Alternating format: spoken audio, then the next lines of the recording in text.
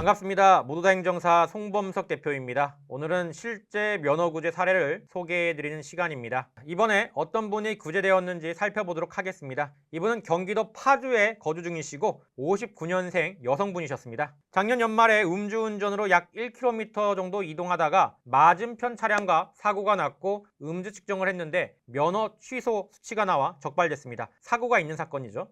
연말과 연초는 술자리가 비교적 많아지니 조심해야 하는데 그게 참 쉽지가 않죠. 그래도 차를 놓고 대중교통을 이용하거나 대리운전을 불러서 가는 게 나중에 벌금 내는 것보다 훨씬 싸니까 이 영상 보시는 분들은 절대 음주운전 하지 마시고요. 어쨌든 이분은 음주운전에 사고까지 있어서 사실상 면허구제를 받기가 꽤 어려운 케이스 중 하나였습니다. 하지만 사고가 크지 않았고 면허가 있어야 하는 이유가 비교적 명확했기 때문에 가능성이 있다 판단해서 진행한 케이스인데요. 좀 더 상세하게 풀어보자면 먼저 이분은 가구회사에서 일하던 직장인으로 주 업무가 매출 및 품질 관리 담당이라 인증시험 업무를 위해 수시로 출장을 다녔습니다. 이 인증시험이라는 게 가구를 만들고 나면 제품을 등록하고 가구의 성능과 품질을 확인한 뒤 시험 성적서 같은 것들을 인증기관에 제출하는 건데 직접 이걸 다 관리하고 진행하다 보니 여기저기 많이 다닐 수밖에 없었습니다. 게다가 신규 계약이나 거래처 관리 명목으로 건설사를 자주 방문하기도 해서 업무를 수행하는 데 있어서 운전이 필수인 상황이었죠. 거기에 이혼 후에 두 자녀를 혼자서 양육했고 특히 둘째 자녀가 코로나 때문에 실직을 한 뒤 여러 가지 지병 때문에 시술과 치료가 필요해 생계부터 치료까지 전적으로 다 책임을 지고 있는 상황이었습니다. 심지어 이분 나이가 60대 중반이 넘어서 이번 사태로 직장을 잃게 되면 다시 취직하는 건 사실상 불가능한 상황이라 어떻게든 직장을 유지하기 위해 면허가 반드시 필요한 처지였습니다.